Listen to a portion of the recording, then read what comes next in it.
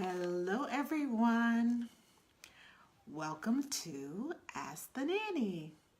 It is Monday, April the 1st, April Fool's Day. So, how many of you all got fooled today?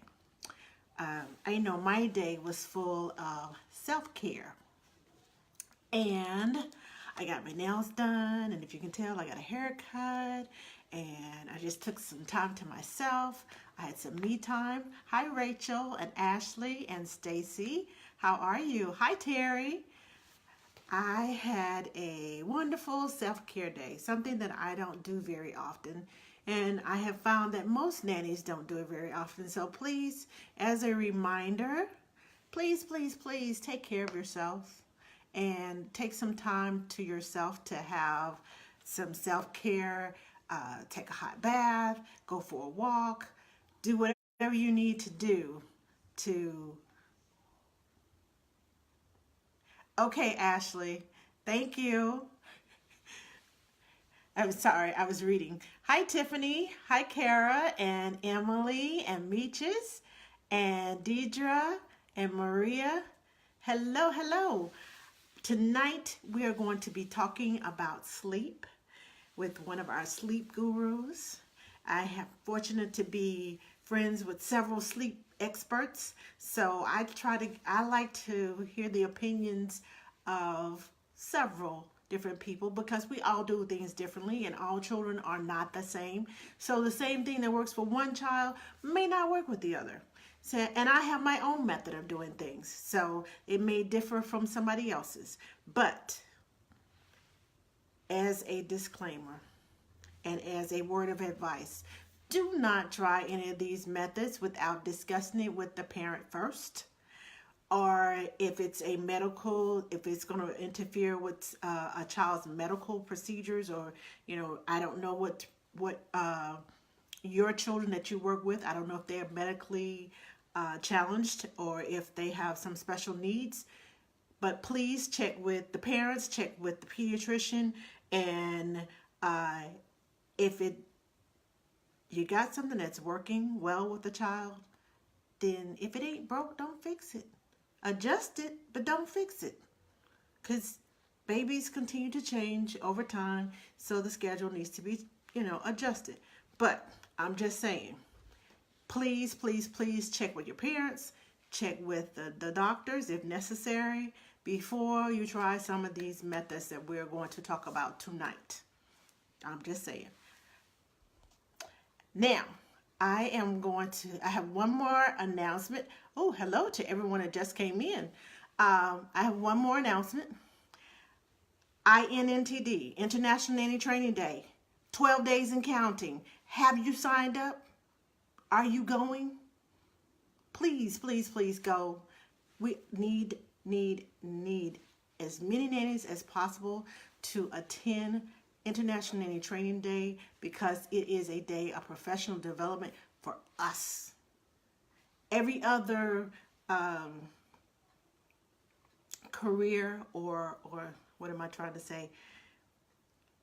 Every other type of business has professional development. They have classes, they have conferences. This is ours. Let's show up. Show them that we mean business, that we matter. Because if we don't show up, it doesn't become known to the outside world what we do, and we're just glorified babysitters. So let's show up and get educated and show them that the nanny world is important too, because it starts with us to get to the adult. Okay, don't get me off on that tangent. Anyway, let me bring Rachel on before I start going down the road of how important nannies are to the world. So I'm adding Miss Rachel. Let's see. There she is. Hello. Can you hear Can me? you hear me okay? Hold on. Let me turn up my volume. See if I can. Oh, Turn wait. that volume to me Okay. just to make sure. Okay, I can hear you better now. I hear you pretty good, but I kind of have a feeling it's not connected to my earbuds and it's just It one. We hear you. I hear you. Okay, now you're frozen.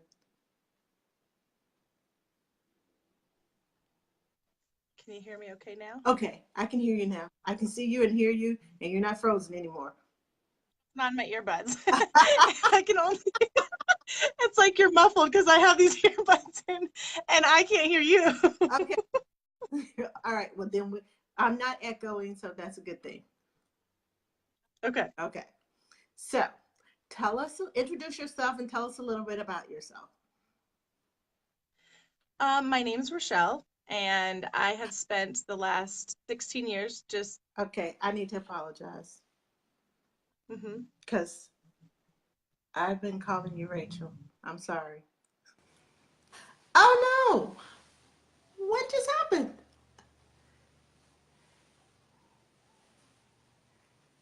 Let's see. She Did just it kick left. me out? Ah, okay. The same thing happened last week. It kept kicking my guest off. I was like, wait a minute, what's happening? Okay, I don't know what's happening, but I'll try to be tech savvy for you. okay. So, I've been calling you Rachel instead of Rochelle, It's okay. but yeah, I'm trying to do better, Rochelle. Okay, all right, go ahead. It's okay. Sorry. So, yeah, I actually appreciate that you are trying because I get a lot of Rachels and I don't say anything, so nobody else even knows to do to change the pronunciation, so it's nobody's fault but my own. I'm working on that. It's life coaching.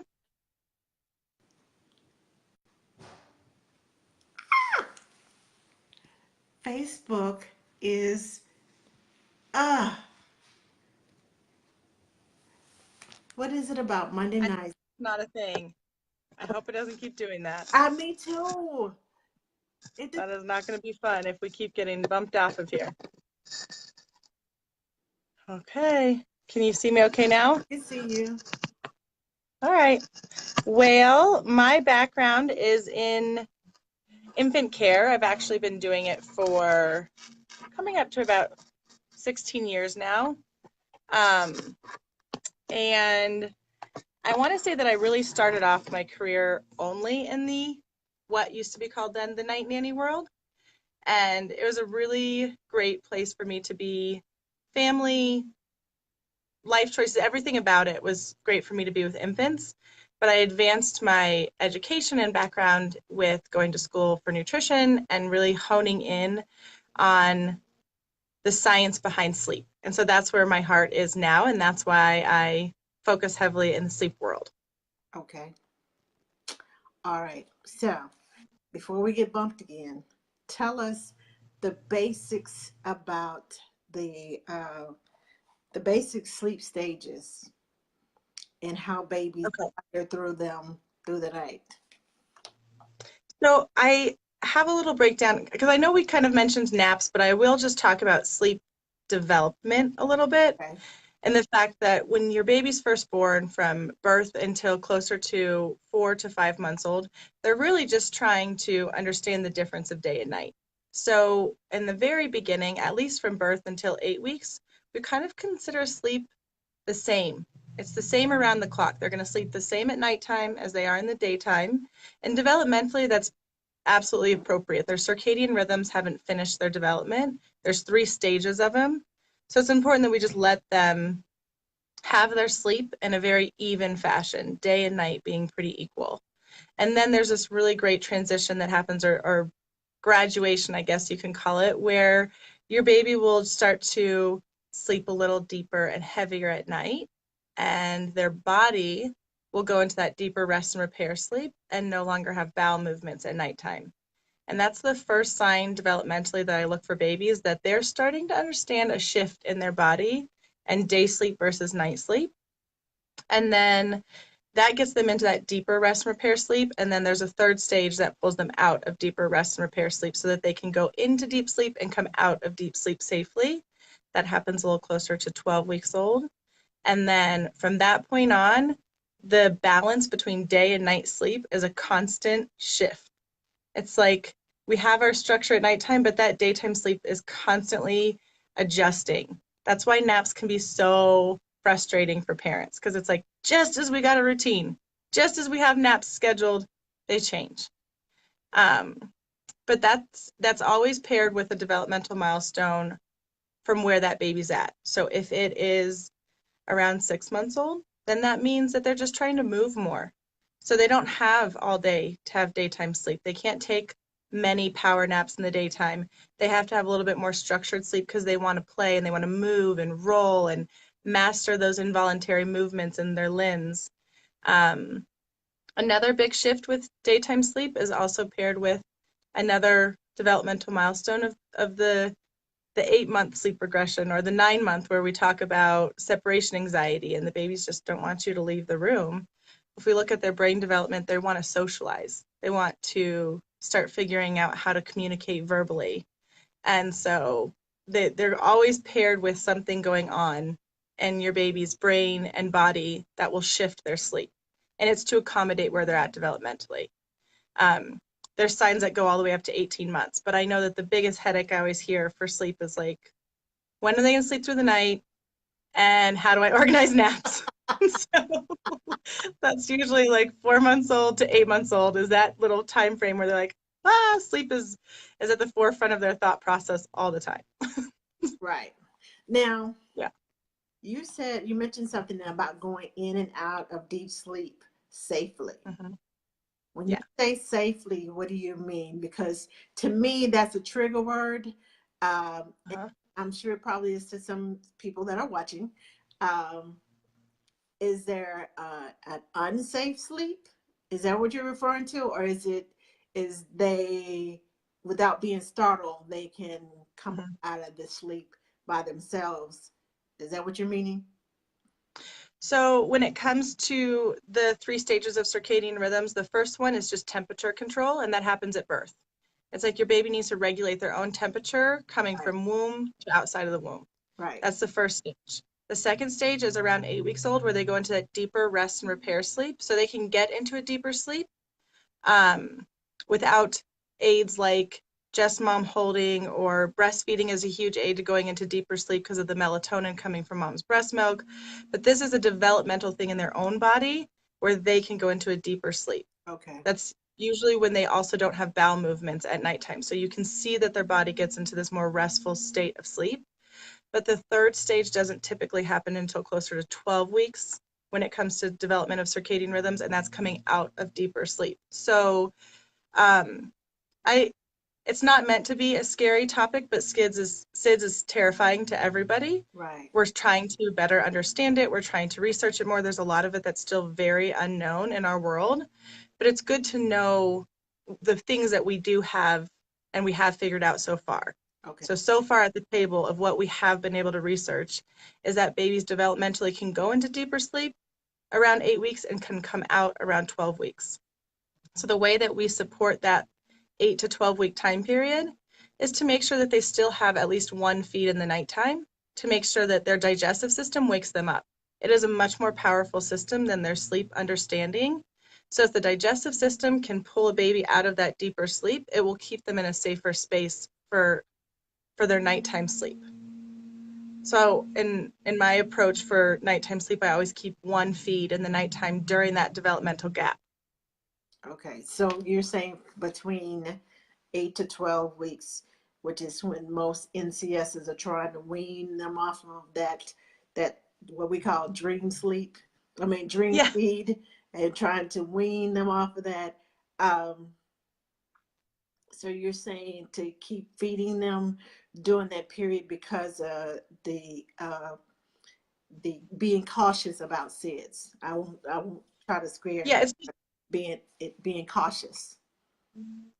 it's more of just we understand that this is something that they can't quite understand yet. Their body is trying to grow into this next stage. Okay. So to support them the best we can developmentally, I don't keep all of the feeds in the nighttime. They're not eating every 3 hours. Right. If their body will, because with that first stage, it lets them go into this deeper, longer phase, they'll naturally push 6, 7, sometimes even 8 hours all on their own. I Right. just cap them off to keep at least one feed in the nighttime. So that might be at 3 a.m., that might be at 4 a.m., but we keep one feed allowing their body to say, all right, I'm still going to have digestion. I still have to have these calories in the nighttime because they haven't been replaced in the daytime. So my body will say that I need it. It'll wake me up and I'll have this one feed at nighttime. Okay. Calories. That's my next question. About the Okay. calories. Now,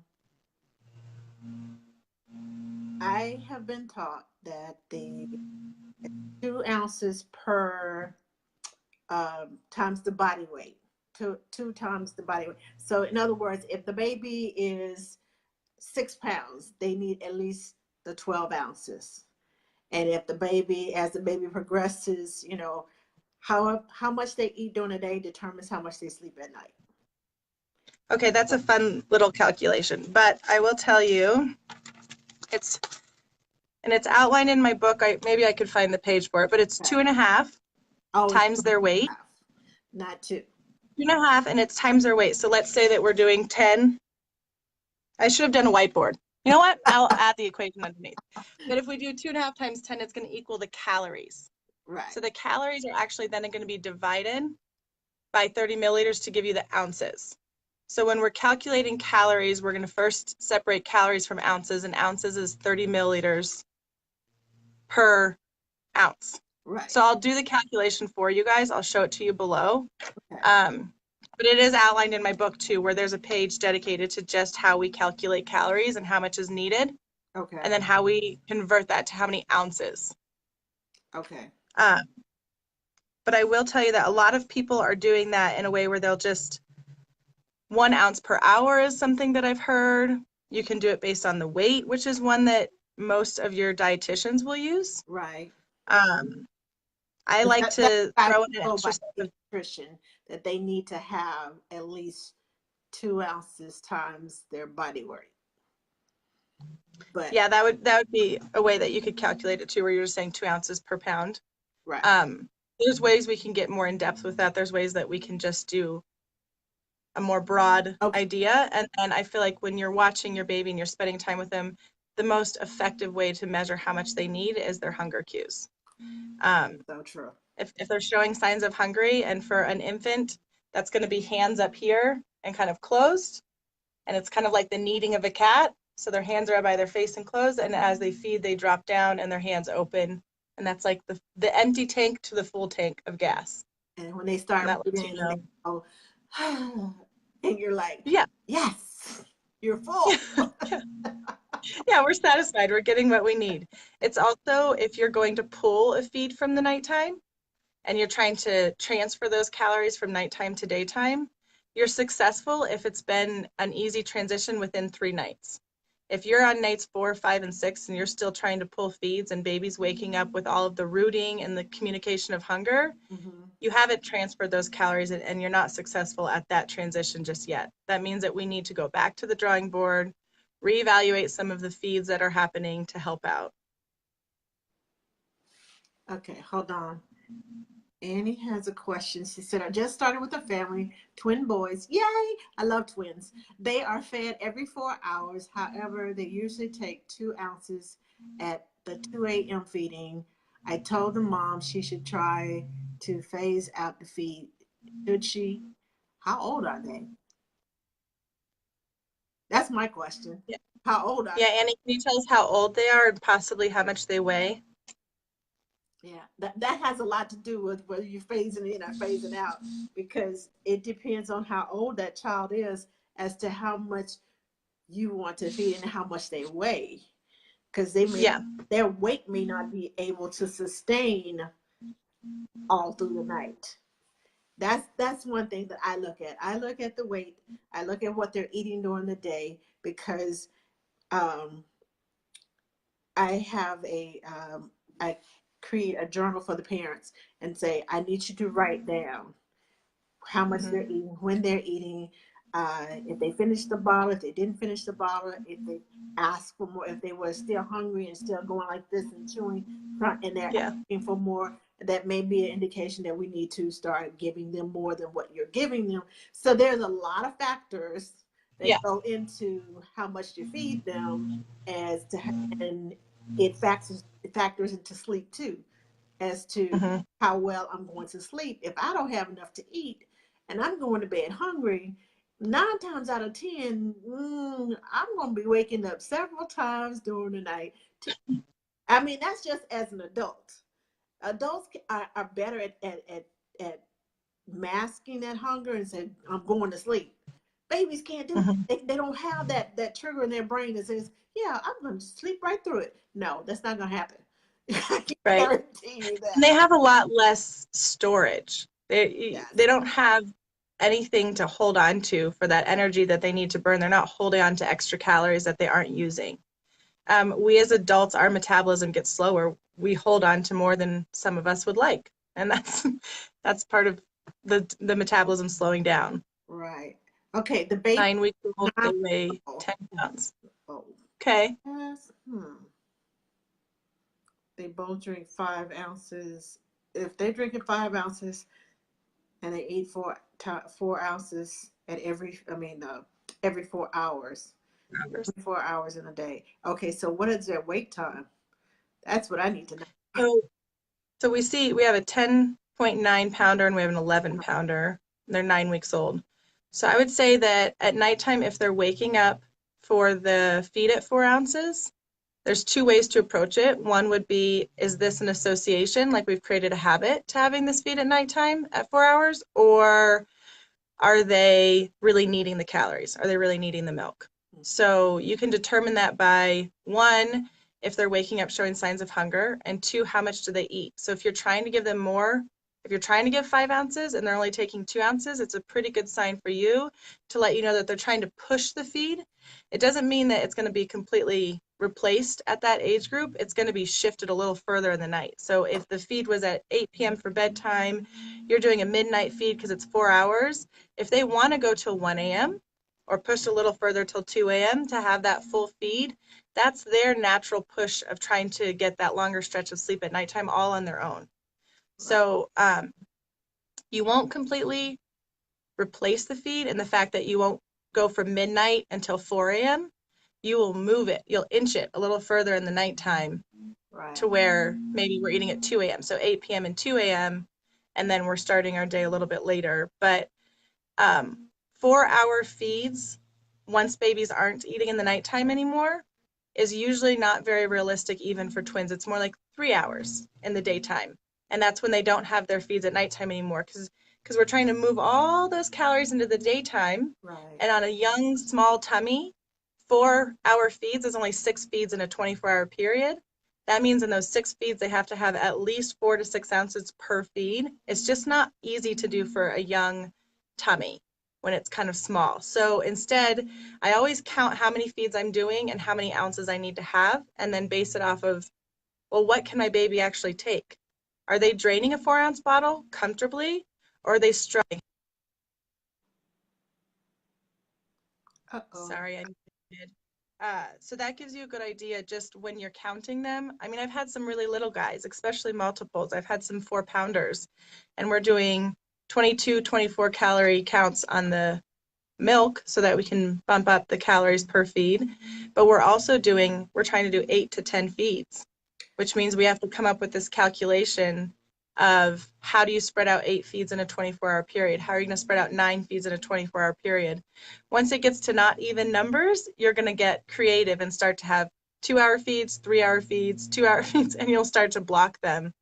But it matters more what these babies are communicating to you in the night. So if they sit there and tell you, all right, you're trying to feed me at midnight 4 ounces, but I'm only taking two, that communication tells you I want to push this a little bit further. And that's what you should watch on that kind of Wow. moving the calories in the nighttime. Now, speaking of, now that we're talking about calories and feedings, um, preemies, I work with a lot of preemies because I work with a lot of with twins, and they have um, formula now that's the high calorie formula, so that Yeah. they can gain weight quickly. Mm-hmm. I've had several sets of twins that are on that high calorie diet, so they can gain Mm-hmm. weight. And once they start gaining that weight, I've noticed that um, it's like at 8 weeks. it's like this switch goes on in their brain, and they're like, okay, I'm ready to go further. And then it's like all of a sudden they just start sleeping. I'm like, yes. But I know Mhm. it also has to do with the calorie intake. I know it has to do with what goes on during the day. And most of the time, I have parents that do very well with the tummy time because that's important with the digestion, and it's important with to for them if they're moving around and working those tummy muscles and moving that food around and using up all that energy, Mhm. it's going to come out during the day instead of Yeah. waiting them laying on it and just laying around and being held all day, and then it comes out in the middle of the night and then you got a not sleeping baby. I've had both spectrums, and I like the ones Yeah. that actually do tummy time during the day and get the babies moving so that we can regulate and keep going. So with those high calorie babies, Hmm. what have you noticed? I know you said you do a lot in the infant world. Have you noticed that babies who get this high calorie diet, do they start pushing themselves quicker? And Well, I would say that a couple things happen with the high calorie count is so the whey protein itself is really heavy. And when we're having a high amount of whey protein coming through the system and these very underdeveloped little digestive systems, it's going to cause a lot more rapid bowel movements, which is why your infants are pooping every time they eat. mm-hmm, It kind of runs through their system pretty quickly. And then with those higher calorie counts, it's even heavier and it's even harder. So a lot of times they have just a little bit harder of a time with bowel movements in general. So they get a little gassier. right, They're a little bit more poopy pants, and they around 8 weeks old, that's more of the development of those circadian rhythms that they'll sleep better at nighttime than it is just their food or their calorie count, but they should gain weight faster. right, So you could have, you know, born at 5 pounds and they'll start to gain weight much more quickly because they're having this really, really high calorie count formula, which 22 to 24 ounces, I've even had preemies who are up to 27 ounces.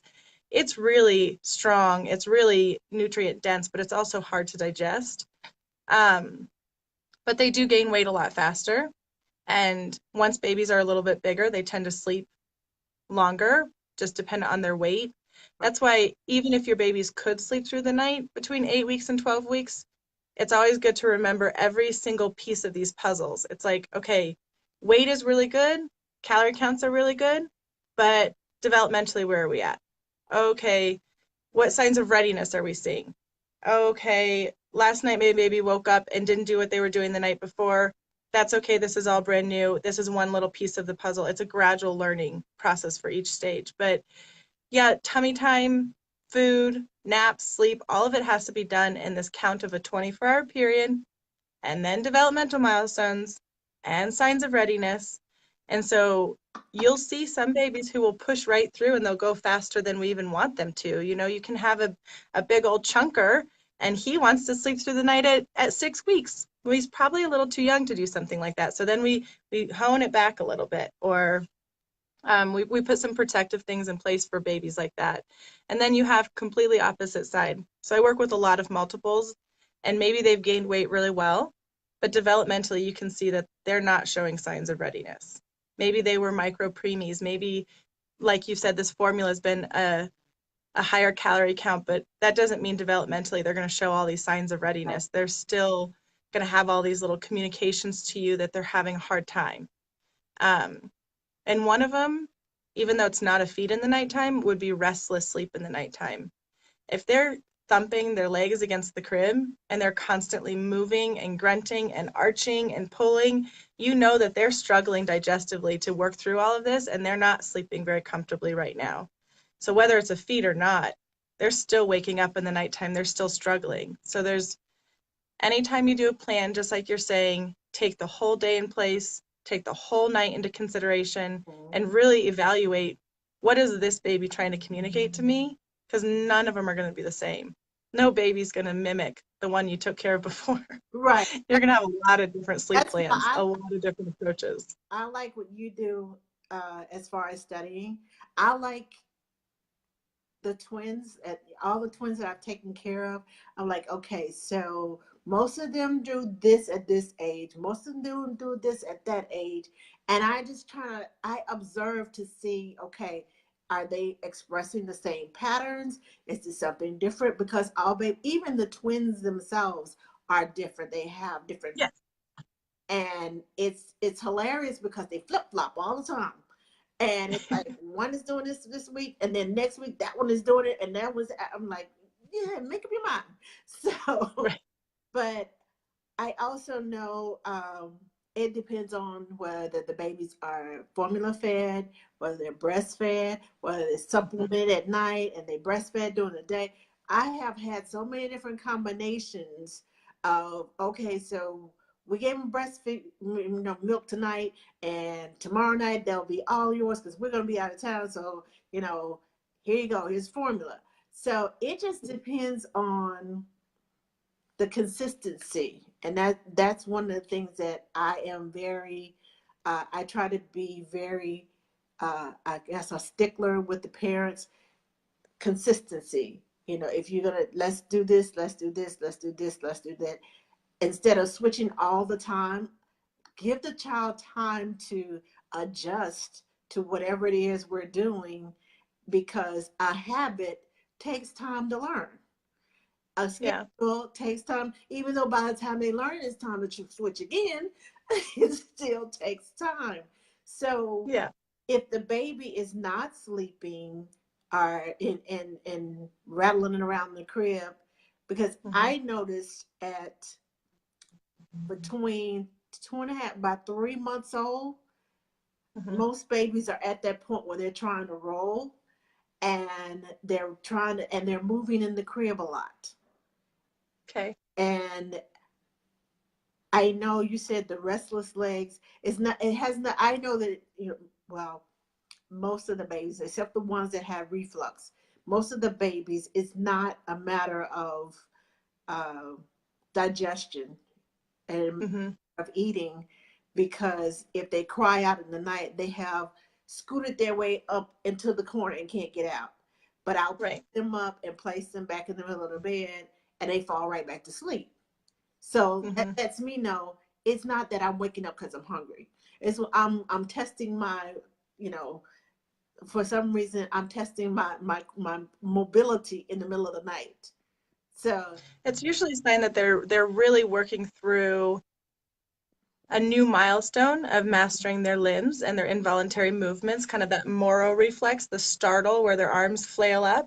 mhm, That's going to be a common reflex to have from birth until about 4 months, and then they're going to want more control. So they're going to want control of all of their limbs. They're going to want control of their movement.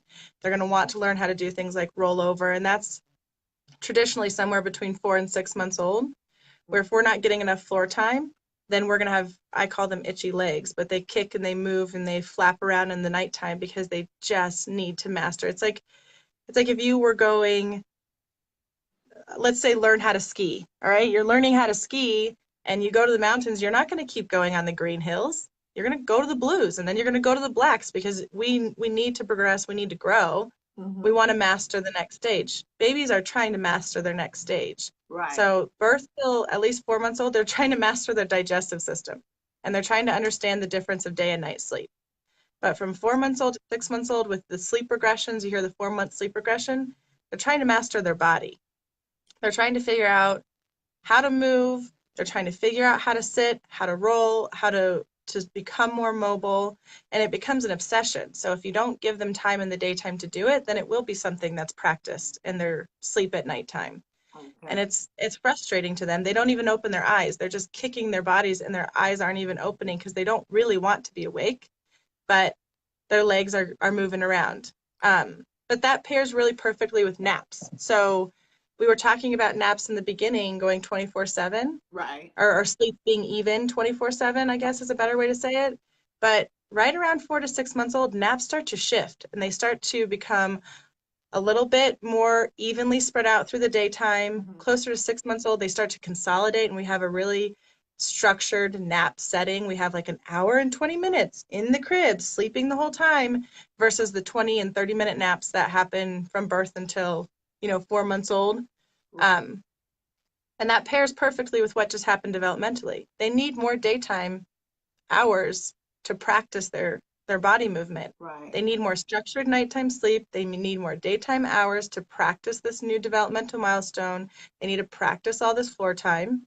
They do the exact same thing at the next shift. We even reduce our day sleep even a little bit more. And we have even a little bit longer nights. Maybe we went from 9 hours to 10 to even 11. But this is a constant shift back and forth between day and night. You'll notice when the days have changed, it is directly because something has happened developmentally Right. with them, so that they need that new freedom. They need that new time to work on this new task. Exactly. I totally agree with you on that one. Um, I've also found with infants that I work with, right around the time um, developmentally, because some infants have more floor time than others, and it's Mhm, all about the baby. And when they are ready, when they mhm. start pulling up and they start that crawling motion, Yeah. the busyness in the crib comes back. And Yeah. moving, Anytime we're trying something new or trying to master something new, the obsession comes back again. and, It's like even starting new solids. They One of the signs that we know a child is ready to start solid foods is that they show interest. So every time you take a bite, they're like, and they're watching you and they're trying to eat what you're eating because it's this really cool new thing and they're obsessed with it. And now they want to know more about it. And that's how the human brain grows and tries to master new skills. Think of yourself as an adult and just put it into an infant's form. They're trying to do the same thing. They just want to learn more, grow more, do more, and it's when they're capable. They'll tell you they're ready when they're capable. But a 6-month-ish old baby, they should sit up on their own. They should have really good core strength that they could sit sturdy right, and they can focus on the food in front of them and they're showing interest. And that tells us, all right, this little one's ready. This one's communicating to us, I'm ready for solid foods. I'm ready to begin. And they're not sitting there like a 3 or 4 month old baby doing this number, wobbling, trying to eat their food. That's so frustrating. How can you eat when you can't even sit? Your focus isn't where it needs to be. right. Um, so the naps, they change just a little bit again around that time so that we have more space. Okay, we have a question about the snoot. Have either of you Yeah. had experience with these stages and the use of the snoot? Don't get me started on the snoot. I'll let you So the first. snoo is my new arch enemy, and I wish that it wasn't. But Oh, um, I'm doing a lot of sleep training right now, pulling from the snoo. So anytime you can think of one of the difficult things we've had to pull out for babies, like if you've done sleep training for over a decade, you'll every couple of months there's a new fad that you have to work through. It was the DockATot, now it's the snoo. It's going to be yeah. something else in the future. But when there is emotion happening, and we've created this association of emotion with sleep, a crib doesn't move. That is Right. really hard to recreate. It's the same reason why we tell parents, don't rock your baby the whole time. It's like you see a brand new mom and she's just in this motion. I tell her, oh, okay, take a deep breath and sit still. Sit with your baby. He's calm now. When he's frustrated, you can get going, right? You get all that motion going. One of your 5 S's, right? We're doing all our 5 S's. You can do Part of your that. 5 S's, but it's a soothing aid. And just like the pacifier, just like anything else, it's there for when you need it as an aid. And as soon as baby's calm, you stop. They don't need it anymore. So you got to stop the swaying and the movement. You have to sit still with your baby. Well, if you were doing this a decade ago, it was a swing. Kids would sleep in the swing and the whole night they're doing this number. And then we have to pull them out of the swing. We've got to Yeah. put them in a crib. And now it's the snoo. So Oh, now the somebody wants snooze, that to. one. I will Oh, tell you that the snoo is fantastic for babies who have sensory processing or extremely premature because they have very underdeveloped nervous systems. They've got different things going on. Um, I work with kids in a foster care setting that are detoxing from drugs. Okay, this is different. This is almost like a medical aid that helps them with the motion as they're working through other things. But right. your full-term healthy baby, the snoo is just one of those things that it's just hard to pull. And I know it has a weaning setting, but they don't Really? know how it's not effective. Okay, let me just say this. You know how you have the bobbleheads in the car, and as you ride along, and the head just goes like this, and you bobbling, bobbling, Hmm. bobbling. When you're in the snoo, that's what it reminds me of. That child's head is just bobbling and bobbling. And even when they get out of the snoo, it's like they have to constantly be.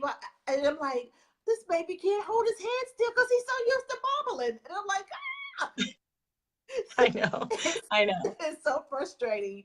And then trying to calm them down, you have to walk and bounce and rock and Mhm. move because that's how they're used to going to sleep. And trying to transition, I've had someone ask me to help me transition my baby from the snoo to the crib. And I'm like, are you serious? It's not an easy thing, especially depending on their age. I'm like, do you But have bucks? That because that's what it's going to cost you for me to do that. Because it is, especially it depends on how long that baby has been in the snoo, mhm. and because it comes with this. Uh, Built-in swaddle. okay, that's what you call it. I was But that trying. means I they're was kind of strapped trying. to the crib, though. That means they're straps to the mattress. So they're really, and I know this is what I would say to try to sum it out with totally not bashing them 100%, is that it is a really expensive bassinet that you can only use for 2 months. So, I mean, Right, for the first 2 months, you might find it to be extremely effective and very supportive for a baby who needs a lot of movement. But anything past 2 months is just a really expensive item that you can't use beyond 8 weeks. Past 8 weeks, they need to be sleeping on their back, in their crib, no movement. Because think about that, that's 2 months. We're going to start tiptoeing into the 4 month time span where we need to learn how to roll and move and we can't be swaddled anymore. So you have 2 months from I'm actually sleeping better at nighttime developmentally and I'm trying to move my feeds out of the nighttime and become more mobile. So you have this really small little phase where we're making big changes.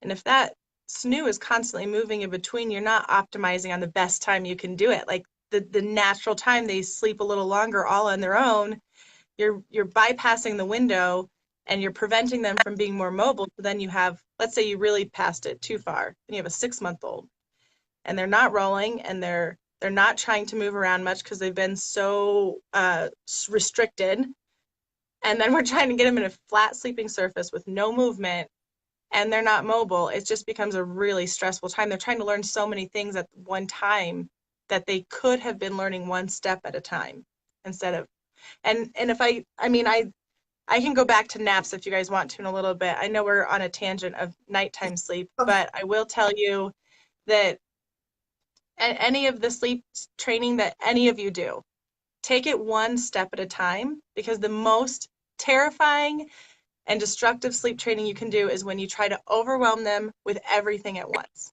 It's like this baby was sleeping in a snoo, swaddled up all night, eating 3 times a night, and in 3 days or 5 days, I'm going to do sleep training and remove it all. It's too much. It's too overwhelming. And then you don't know and haven't given the baby tools of exactly what they need to be working on. It's one step at a time. So if you're going to pull feeds first. Then you're going to work on the swaddle, pull the swaddle second. Then you're going to work on soothing techniques, like how much movement there is, pull that last. I always break my sleep training into three phases. And the first one's always digestive system, because developmentally that happened from birth till 8 weeks. We mastered the digestive system. The second one is going to be the swaddling or the movement, because developmentally that's what happens next. And then the last one is going to be the stages back of the amount of soothing that you're doing. So am I holding baby and rocking him? Am I just putting my hands? Am I taking, like, how many steps back of interventions and soothings am I doing for this baby? But it's going to happen in 3 different categories, not all at once. right. Well, I know developmentally, I observe even with the amount of twins that I take care of, there's always one, and not always at the same time. There's one that's more needed than the other. Yeah, And if they both wake up, I have to determine which one needs me more because there's one of me and two of them. right. And if you have, you know, I've been done sleep training with like 6 month old babies. Well, these are Mhm. huge babies. They're like 15, 16 pounds at this point, and trying to hold 30 pounds like this, Mhm. and their legs are dangling down here like this. That's a lot to try to hold on to safely. Right. So I have to determine which one is in need most. Is the one that's screaming or the one that just kind of whining? Is it the one that's pooping, or is it the one that that's just kind of just a little bit wet? So the Yeah. stages that I go through, and when you're sleep training, there's a lot you have to think about, and you're constantly thinking about it, and you're constantly, okay, so which one? And with the singleton, it's pretty easy. Right. You watch the baby's cues. Same with twins, but you got to know which one's cues is more important than the other. As far as the sleeping during the daytime, I've heard several different techniques about the sleeping during the daytime.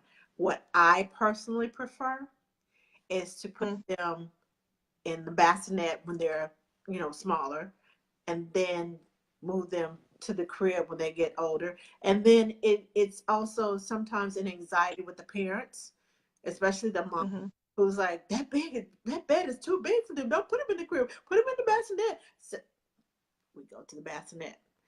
What Right. going to keep mom from climbing the walls and the baby is Mhm. still safe? I'm good with it. I don't Yeah. want to have a postpartum mom having a fit and a newborn baby having a fit at the same time, because I can't gather all of y'all in my arms at the same time. But so my theory, what I like to do is to get them in the crib as soon as possible. Yeah. But during the day when I'm there, if I'm there during the day with moms, I will put them in the bassinet. I don't like those little chairs that oh, what do they call? There's a little chair that you can sit them in and strap them in. I don't like that. I don't Okay. like. I can't think of the name of them right now. There's a couple. There's like the Mamaroo that they can go Yeah, into. There's just regular like bouncy chairs or swings. They all have I don't. like the motion you mean for. Compartments, like I like containers. Compartments would Mhm. be the same thing.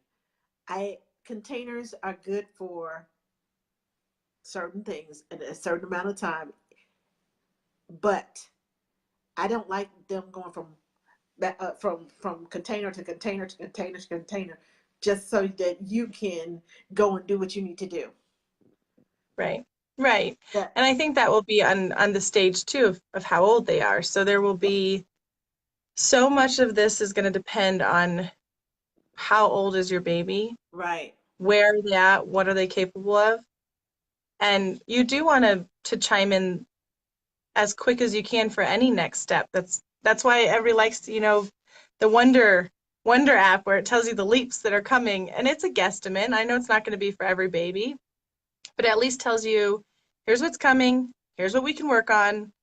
Um, hmm, your baby will tell you that without an app and without any one of us telling you. The baby is going to tell you what they're trying to work on. It's just our job to take a step back and watch and see what they tell us so that we can best meet their needs. Um, but yeah, the you had mentioned a question on co-sleeping. yes, And while we're talking on sleeping devices, like co-sleeping, there's a lot of recommendations about co-sleeping. Co-sleeping isn't bed sharing. Co-sleep is room sharing. Essentially, you are right, co-sleeping in the same space. Bed sharing is different, and there's healthy recommendations around bed sharing and how, if you're going to bed share, how you are supposed to do it. There's healthy recommendations around crib sleeping and how you're supposed to do it. We all hear, they're needing to sleep on their back and you can't have extra blankets and you can't. There's Each space is given recommendations on how it's supposed to be done in the best possible way. And the overall recommendation is that you're co-sleeping with your baby, which means you're within arm's reach of them. And really, it's for a year. Most people, that's not very realistic for their lifestyle. But American Academy of Pediatrics does say it's 1 full year of co-sleeping is the recommendation. And that's wherever baby is, you have to be within one arm's reach from baby. So That's maybe in the beginning it's best for them to have something like a halo bassinet or a bassinet that's right next to the side of the bed so they are within arm's reach and they can get to baby quickly. And even in that space, I've seen parents who will put the boppy pillow in there or they'll put the DockATot in there or they're rolling up blankets and they have them on every different aspect, and you can't do that either. um Anxiety sleeping in the crib. Megan, I love seeing you on here. Um, so when it comes to sleeping in the crib, it's something that, like you're saying, you have to introduce it early and you have to introduce it at a young age. Mhm. But Megan, what age are you talking about? Are you talking about the very beginning, or are you talking about an older kiddo who doesn't like their crib? Because there's different ways that we can approach crib sleeping. If it's a younger baby, it's really just introduction at a young age. So if you can introduce crib sleeping at a young age, then that's usually enough to make that space a really comfortable sleep space. Um, if the baby has never slept in the crib and we're wanting to introduce something difficult and hard, my rule of thumb is 1 time a day and however long they're willing to do that. Um, all right, a 1 year old.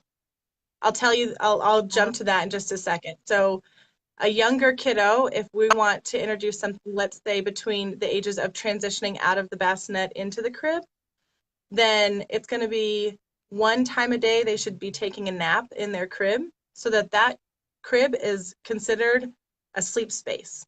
We want there to be an association and a correlation between baby sleep and that space as a comfortable sleep space.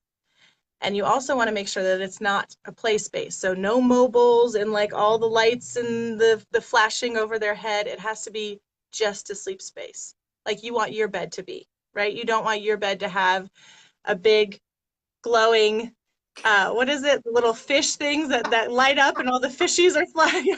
That can't be in your bed as it can't be in your baby's Yes. bed. And then Crib is for sleeping. and it starts playing. Yes. It goes off at 2 a.m. and you're like, ah, your babies don't really like that to go back to sleep. It's startling, but it's very fun to play with.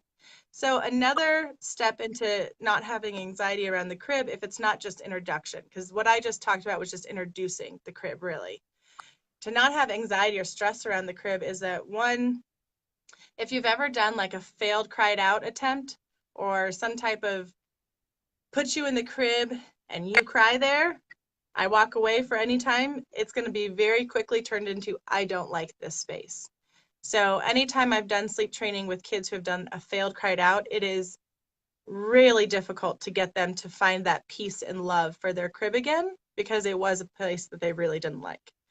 And then for a 1 year old, I would say that the biggest thing, I do what I call reset for older kids. It's not necessarily sleep training like you do a younger kid. It's a reset to wipe the slate clean and start over. Whatever has kind of turned into a place where it's not comfortable anymore, then I try to wash that away and give a new expectation for that place or a new association. So for a 1 year old, Megan, what I would do is I would spend 2 to 3 nights in the room with your 1 year old, put a mat by the side of the crib, lay next to your 1 year old, let them know that you're not leaving, and change whatever anxiety they've got around the crib, because it's probably that mom's going to leave. It's probably like bedtime, you go to sleep and you've nursed and put to bed, and then lay baby down and leave, and they wake up like, where's mom? What do I don't like this, and they start screaming and getting upset. And this is not too far off for a 1 year old. They worry about where their parent has gone and they want you to stay. So I'll stay with them for 3 nights and change any of the fears, because the first night or two they wake up and they look, they see you're still there, and they go back down, and then they look and I'm like, okay, you didn't leave.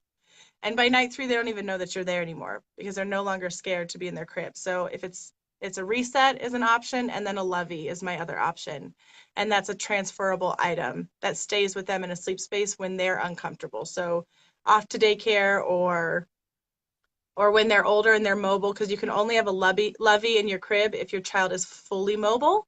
Right. The only time it's safe to put something in the crib is when your baby's completely mobile and can move around again. or at that time. So at that point, you can have the lovey, and that would be something that would cause some support. But I hope that was helpful to help you with some tips on a 1-year-old. If you have more questions, you're welcome to ask. Okay, so I'll comment uh, anytime. I don't like you. I use the crib, and I always tell my parents the crib is for sleep only. The crib is Mm-hmm. not for, okay, let me put the baby in the crib and let him play for a while I go do whatever. The crib should be associated. I want the baby to associate the crib with going to sleep. I like to do Yeah. music with my kids. Um, I play, a different, if we're playing, it's like lively songs, and we're dancing and Mhm. dancing around and singing with them, so they know to associate this with playtime. If we're Yeah. eating, I play classical music. Okay, we're nice and quiet and we're peaceful and we're having a conversation and we're eating. At nighttime, there's lullabies and low music and the sound machine and everything going on. And even at nap time, so they associate with this is sleeping. This is time to go to sleep. It's kind of like Pavlov's dog. You ring the bell and because it's time to eat. So Mhm. I kind of I try to tell my parents, okay, so this is a place, and I try to make it as sacred as possible. This is a place of sleep, and let's use it as sleep, because I don't want what she's talking about, the crib, to become something that they're scared of or something they don't want to do, because the whole point of me sleep training is you want that baby in the crib. But if you're using the crib during the day as all every other thing except for sleeping, what's the point of hiring me? It's not Right. help, because you have trained that child. This crib is for this, and this, not for sleeping. Mm-hmm. So, but that's just my theory about. Well, that's a good note to jump into for associations with sleep. The reason we talk about a bedtime routine is because it creates an association to the start of nighttime sleep. Mm-hmm. They're nonverbal. So what you have to do is create a little ritual that's something that's repeatable easily, and they'll start to watch this pattern and they're going to mimic your behavior. So the one thing that I use the most when I'm teaching sleep is to show sleep. I close my eyes. I never soothe the baby in the nighttime with my eyes open. My eyes are closed. I'm really peaceful. I'm deep, breathing very deep and calm. I'm teaching sleep, and I want them to mimic what I'm doing. Right. So with naps, if you're going to teach something like a nap in the crib and they've never done it, let them practice one time a day. Let it be peaceful and calm. It could be 20 minutes. It could be 10 minutes. I don't care. It was just a learning tool. You don't learn how to ride a bike because you do it all day from sunrise to sunset and you never quit. You practice, you get worn out, you put it down, you come back to it later. Practice, but you can't learn something in one setting. You've got to give it some time to really Right. stick. And so associations with sleep are going to be done when you put something in place like a little routine or a mimicking behavior Right. and you give it time to develop. And then of Right. course, you don't make it stressful. If I was sitting behind my son teaching him to ride a bike saying, "Do it, do it," I mean he'll get nervous. And they were He'll like, get anxiety, be stressed. You've got to be calm. You're coaching, right? We're coaching our children, we're coaching our babies. You gotta take a deep breath and do it in the most calm, rational way you possibly can, because that's what they're feeding it off of, especially our babies. They're nonverbal. right. Everything is instinctual. Everything is the way that you feel. Okay. Um, and Toya, I hope that that's how I'm pronouncing your name and that's accurate.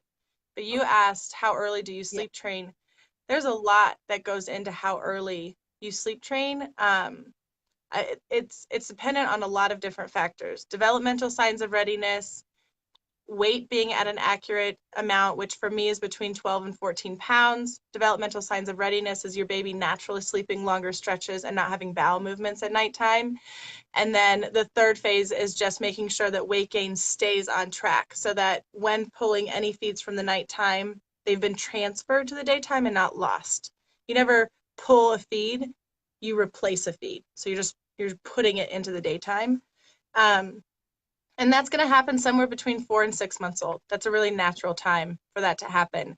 But mostly training is done when your kids are older. It's like I get a call, my baby slept through the night. I mean, I feel like the first phase of it is just sleep development. We're just following their guidance. We're not really sleep training at all. The baby's guiding, we're following. There's not a lot that goes into it, to be completely honest. It's just let them lead and you be a great follower to what they're capable of doing. Have enough knowledge and understanding behind why they're doing what they're doing. But the true sleep training that you're going to hear about, if you really want to get into sleep training, is like the kids who already slept through the night and they don't anymore. Like your 8-month old. That's sleep training. That's actually where you're going in, like Megan mentioned earlier, a 1-year-old. This is sleep training. This is a much more complicated and vocal.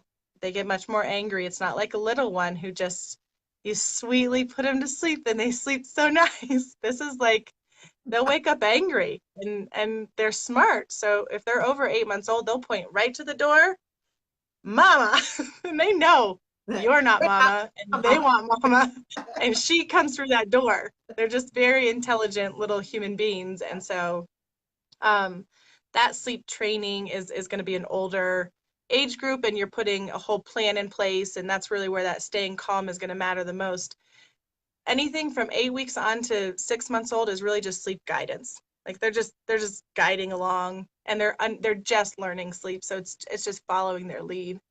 um, I don't want to completely discredit our field because we all work really hard, but you should know the science behind it, and then you should let them lead, and you'll be a great sleep trainer. Well, I like to say that when I interview with my parents, and they was like, "Well, can you have them sleeping 12 hours a day by, by 12 weeks?" I said, "We're going to start out with sleep conditioning." Well, what's that? I said, "We make the environment conducive to sleep, and Yeah. we make sure they're eating enough. We make sure that what they're doing during the day is conducive to them sleeping at night. We are conditioning their bodies and conditioning their minds. They may not be physically capable of doing it, but we're getting that environment ready so they'll know, okay, it's all quiet. The music is playing Yeah. and the sound machine is on, and I'm in my crib. What am I supposed to be doing? I'm supposed to be sleeping. Now, whether Right. If sleep their all body day is or not, ready for it, they'll do it. They'll do it. If you meet their basic needs in the daytime and you have a checklist of like, did I meet my baby's basic needs? right. They will do the natural sleeping at nighttime. And if they're having a hard time with it, it's because they just need a little bit of support to get through that one little phase of like, oh, I woke up and I don't actually know what to do.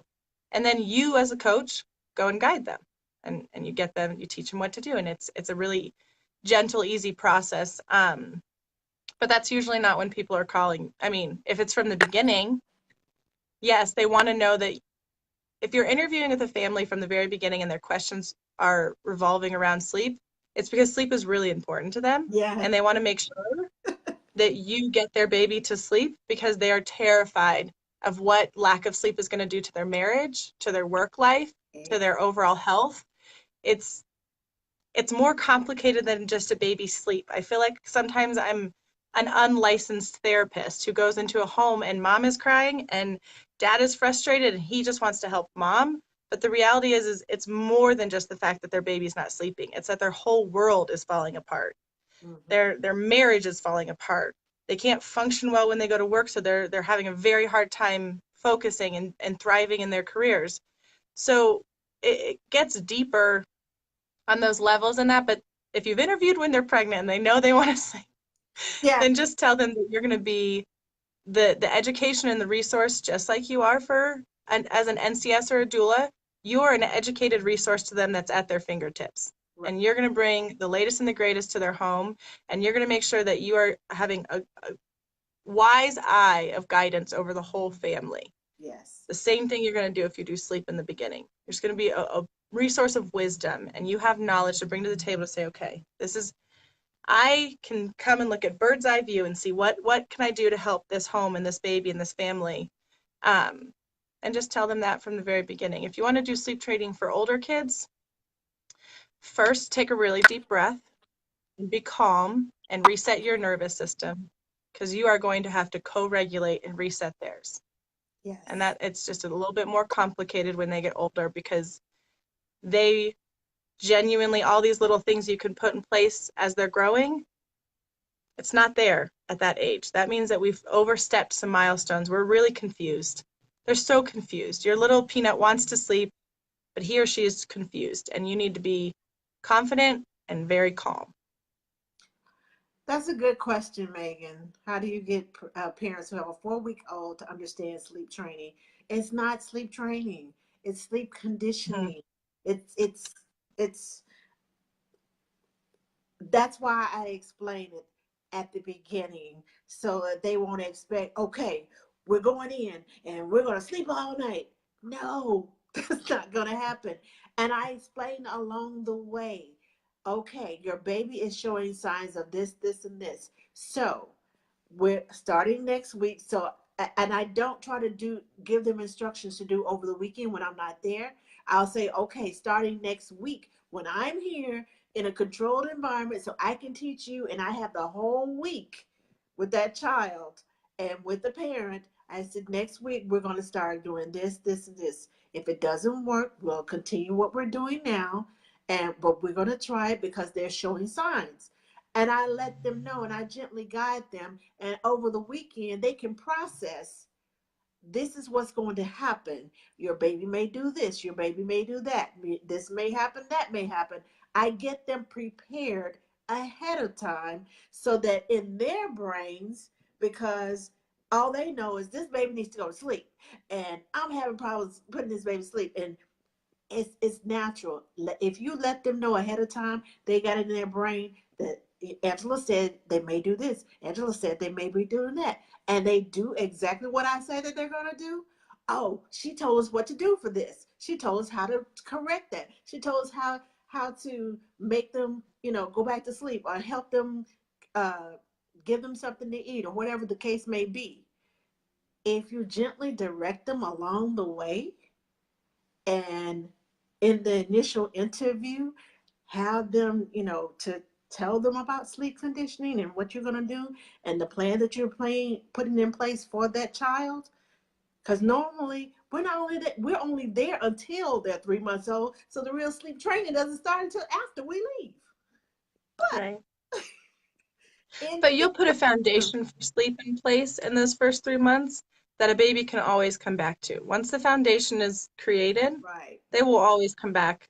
The natural human body wants to sleep at nighttime. Hmm. The kiddos who aren't are having a hard time overall. They're probably having a hard time both their day and their night, and they're just completely overwhelmed because their natural instinct is to want to sleep. Um, and yeah, you're going to be putting things in place. It's kind of like don't let them drink from a fire hose. You have so much information and you have so much knowledge, and babies grow so fast that if you tell them from the beginning, you know, all of these things, which is what they're being told by all their friends, they're Yeah, drinking from a fire hose. They cannot digest it all. So if you just listening make to your it friends. relevant and relatable to their age and stage, then Hmm. they don't have to worry about the rest. And just tell them, say, I will help you with what we need now. And when we need to graduate to the next phase, I'll help you then too, because you don't need to absorb it all right now. It's too much. Let's do what we need for today, right now. I know what to do at the next step. I'll tell you then. They just can't take it all in.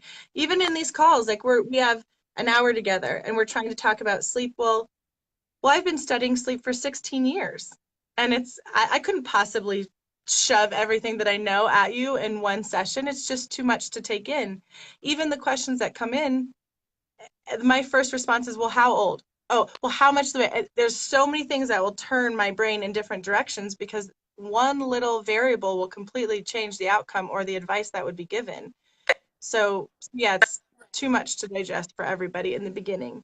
And to validate that they want their baby to sleep through the night at 4 weeks is just, I understand sleep is really an important thing for your family. We'll do it exactly when he or she is ready. Right, right. Okay.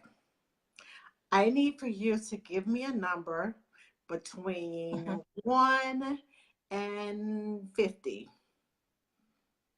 Oh, I'm gonna go with 25 because my birthday is May 25th. So Okay. 25. Now I'm going to scroll all the way back up to the top. And if you've made a comment, okay, I'm trying to scroll without uh hitting that button down at the bottom. Okay, let's see. Let's see. One, I'll tell you while you're scrolling what we're doing. So my book is called Creating Sweet Dreams. Um, it's really been a labor of love to put my knowledge and my understanding of sleep and development and nutrition into this book. And so I'm giving away a signed copy. I'm going to mail it to whoever I'm assuming 25, number 25 comment is. So, this is going to come your way. You'll have to give Angela your address and I will mail it to you, but it'll be a signed copy of my book. And then if you have questions, you're always welcome to message me and we can go over some of the things you're working through. And if your parents are needing hands-on support and feel like it's outside of your scope, then I'm happy to support your families as well. But my biggest love in the whole sleep world is just to take the piece of the puzzle, put them all together, and create a plan that's perfect for your family. So I know Julia asked a question on guiding another nanny. I write a plan for the whole family. So whether it's mama implementing or dad or me or a nanny, we all have the same outline and guide. It's just who is on shift at that time, who's taking over and who can jump in. So helping give just some clear communication for everybody so we're all on the same page. Okay. Drum roll, please. Susan Clark, you are the winner. Susan Clark works with my agency and she absolutely has a copy of the book. So you need to pick somebody else. Because I just know, you said that name. I know Susan, love her dearly, and she has our book. Okay. So give me another number. Oh, another number? Yes. Okay, 18. Fair. What? 18. 19?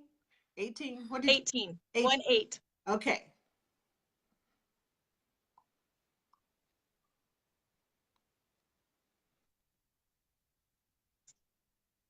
Abigail Minda, you are. Okay. Okay. There you go, Abigail. You're not with my agency, so it's perfect. I actually have her address. She was in our Christmas card thing. So I have her address. I'll send it to you. Okay. Okay. Perfect. I will mail it out with lots of love. And if you have questions, you're welcome to reach out. And I know that sleep is a huge topic. So some of the things that I committed during the conversation was that I'll give you how to count calories and how to decide how many ounces you're giving at a certain age and weight. So I'll just type that little formula in here. And then I will mail out the book, Abigail. And if you guys have more questions sleep related, I'm around. I'm here. Angela knows how to get a hold of me. She'll send it along. Yes, I do. And the book is in the Kindle version. Mm-hmm. I like using my tablet, and I buy books that are Kindle and audio books, so I can kind of read along and listen at the same time. Yeah. That's just me, but put it. Sometimes I leave my books places, but I know I won't leave my electronic device anywhere.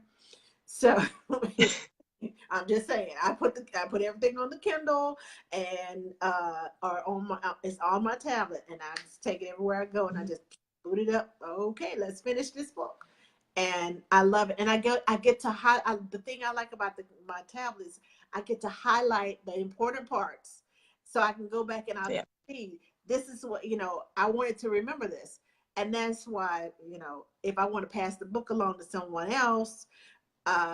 I'm sure they don't want all of my highlights in it. So that's another reason why I like to use the Kindle.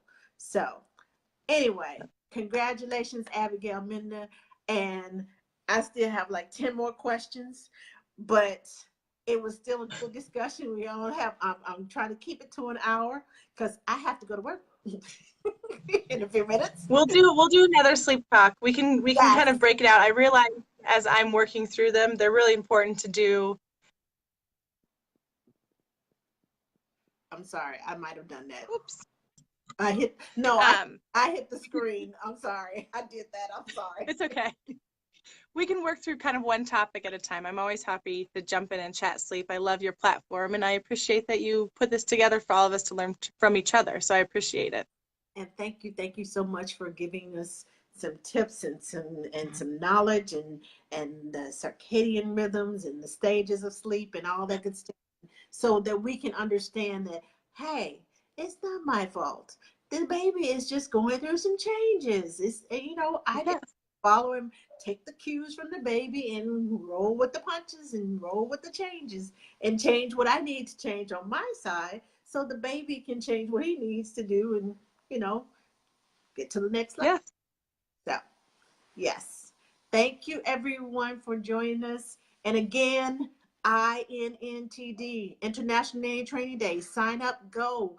They even have one um um what is They it? have a virtual one, I'm sorry, but what I'm trying to say. yeah. That is the Yeah, virtual. they have a virtual one, which should be great. And then each state should have one that they're pulling together. So check your local area in the groups and any of the nanny groups. We Yeah. have a beautiful one in Colorado. I'll be speaking on sleep at this one, so we could talk about it again. But if you're in Colorado, we have a really great one that's coming up. Everybody has some great stuff to offer. Just look at your location. Yes. And if you don't know, I have it posted on Ask the Nanny. It is, and if you can't find it there, go to nannypalooza.com and click on the little menu tab, and it'll tell you INNTD, and it'll take you to all the states. It's listed, and you can find one near you. But and take a friend with you. 12 Yeah. days and counting. 12 days. I was like the 12 days of Christmas, 12 days and counting. So get signed up today.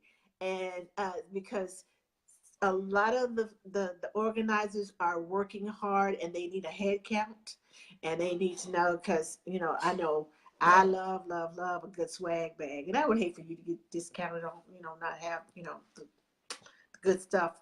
Uh, that's why I get in early. So get in and sign up and go and enjoy not only the conference but the sisterhood, the bonding, the creating the new friends, and you never know. I went to an INNTD and look where this happened. Just saying, there's something inside of you waiting to get out, and INNTD may bring it out of you.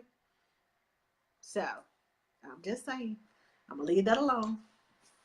Thank you so much, Rochelle. Thanks for having me. I appreciate Did I it. say that right this time? Yeah, Rochelle. Okay, Rochelle. Okay. All right. And we will see you all next week. And we're going to have Donna Robinson, a travel nanny. So if you're interested in traveling, come learn from the best. She's been doing it for years.